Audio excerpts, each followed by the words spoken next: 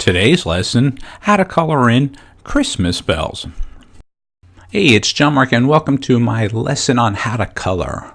And today we are working on a speed coloring. I don't color that fast. This is about 400 times faster. I just sped it up so that you can see some of the techniques quickly, and you can go back and forth or even pause on some of the stuff that I have been working on. So let's begin with some of the techniques and with the program that I'm working off. It is Adobe Photoshop, and I have it in two separate layers currently right now. I have one for the pencil and one for the flat color, and occasionally I will add more layers for like shadows or even highlights, so I can go back and forth and change in and out. So what I'm doing here right now is I create a watercolor brush, and by the pressure, more color comes out, and less pressure on my stylus.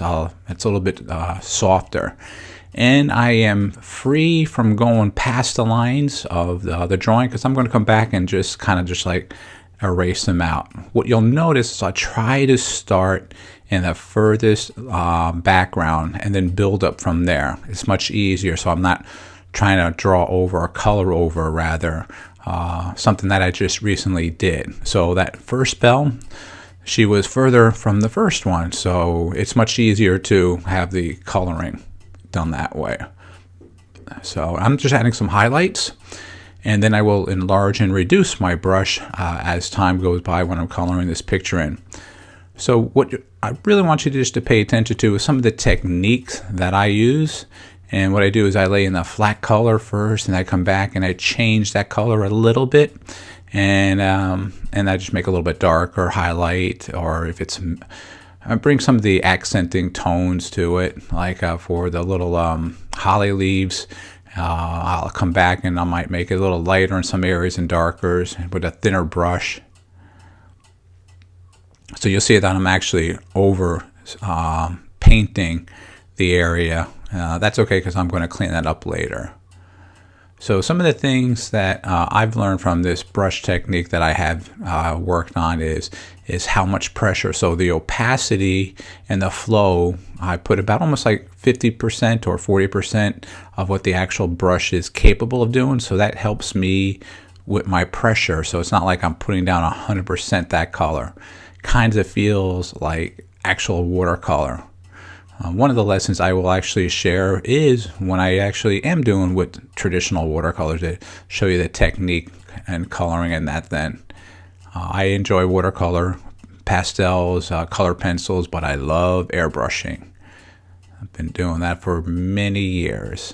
So now what I'm just doing here is adding shadows underneath the bells to the holly leaves, and get a little bit darker for the little holly leaves, little fruit. And I'm going to be working on the shadowing from here to there, and just adding some more texture with that then too. That's a neat thing about coloring on a computer. If you know how to color traditionally, which I advise you to learn, a computer is not and will not make you a better artist. You need to be an artist to understand traditional coloring and penciling, and then the tool of the computer, it makes it that much more powerful for when you're working on it. I'm a traditional artist, so I've learned Photoshop second to my traditional of airbrushing, coloring with watercolors, pastels, and then taking the computer technology and understanding the layers and understanding photography. I'm a photographer, so you understand some of the multi-layers that you can take a shadow and really tone it so it kind of blends with the shape or the colors. It gives a real cool accent of everything. All right, so now I'm just about to erase some of the outer areas of what I just oversprayed. And this would be something like if you were airbrushing, you would have frisket, and that would be protecting the outer areas, and then you can just go back and forth on it. All right, so just about done with this one. I'm just going to add some background to it, and just to separate the two, add some colors in, and looking good. A little darker purple on one side, a little bit lighter purple on the other side. I think that's about all. So as always, I'm really grateful for you watching this video, and share it with some of your family and friends. Thanks again.